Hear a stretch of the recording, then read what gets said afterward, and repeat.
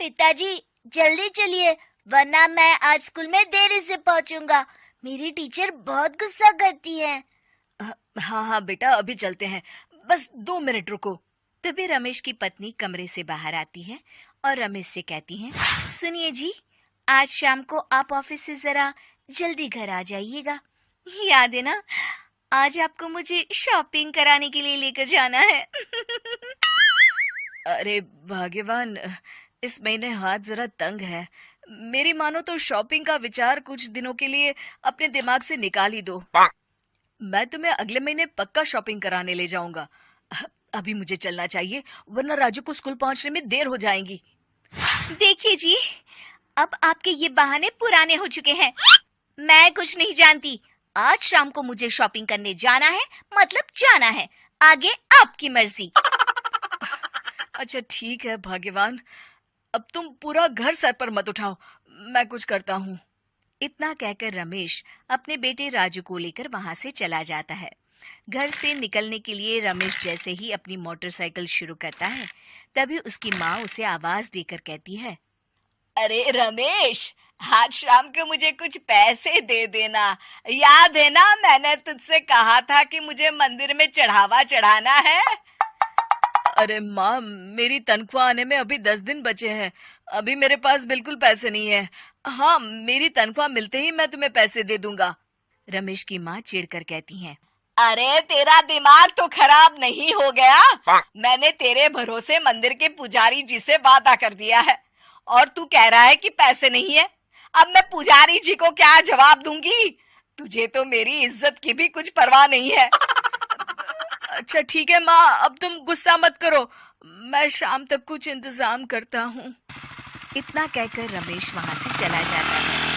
फिर दोपहर को जब रमेश अपने दफ्तर में बैठा होता है, तब उसे अपनी पत्नी और माँ की बातें याद आती हैं। रमेश अपने दफ्तर के एक साथी मोहन से कुछ रुपए उधार मांगता है। अरे भाई मोहन, मेरा एक छोटा सा काम कर दो, मुझे कुछ रुपयों की सख्त जरूरत है। मुझे कुछ दिनों के लिए क्या तुम रुपए उधार दे सकते हो? अरे रमेश भाई, मैं तुम्हें पैसे उधार तो दे सकता हूँ, लेकिन मुझे वक्त पर पैसे लौटा देना। वैसे भी मेरा मानना है कि दोस्ती यारी में कभी पैसों का व्यवहार नहीं करना चाहिए। ये कहावत तो तुमने सुनी ही होगी कि उधार प्रेम की कैंची है। मैं नहीं चाहता कि पैसों को लेकर हमारा रिश्ता खराब हो। अरे मोहन, तुम बिल्कुल चिंता मत करो, मैं तुम्हारे पैसे वक्त पर लौटा दूंगा। फिर मोहन रमेश को पैसे दे देता है। शाम को घर आकर रमेश कुछ पैसे अपनी माँ को देता है और साथ ही अपनी पत्नी को भी शॉपिंग कराने बाजार लेकर जाता है। रमेश की पत्नी और उसकी माँ का स्वभाव जरूरत से ज्यादा खर्चीला होने के कारण अगले हफ्ते हमने छुट्टियों में कहीं बाहर जाने का प्लान बनाया था।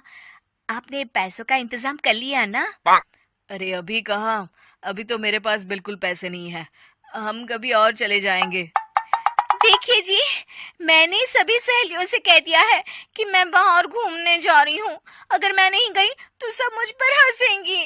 आप कहीं से भी पैसों का इंतजाम कीजिए जी। इतना कहकर रमेश की पत्नी वहां से चली जाती है। वहीं दूसरी तरफ रमेश की माँ भी तीर्थ यात्रा जाने की जिद करती है और रमेश एक सेठ से पैसे उधार लेकर अपनी पत्नी और बेटे को घुमाने ले जाता है और अपनी माँ को भी तीर्थ यात्रा पर भेज देता है। लेकिन जैसे ही रमेश अपनी छुट्टियां बिताकर वापस आता है, कर्जदार उसका जीना मुश्किल कर देते हैं।